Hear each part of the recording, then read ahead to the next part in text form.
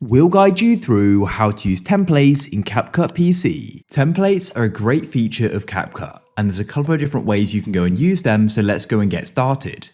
First of all, you can go and open up the CapCut app like so. Then what you need to do is head over to the left and you can go and click on the templates option like so.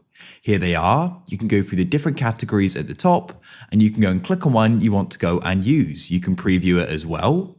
Then all you need to do is go and scroll down and you can tap on use template, it will download. Now, when you go and look in the timeline, you should see these options where we can go and replace. So click on them and you can then select an image you want to use or a video. And you can repeat that for the others as well. And that's it, you can play it back and you can then go and see it. Of course, different templates will go and look different.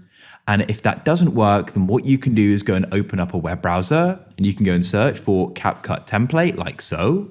You can go to the CapCut site and you can then browse through the different ones here. When you see one you like, you can go and click on it. You can then click on use this template and you can go and do it in your browser. You can go and sign in there and you can then go and replace just as we did in the app. If you found this useful, then leave a like.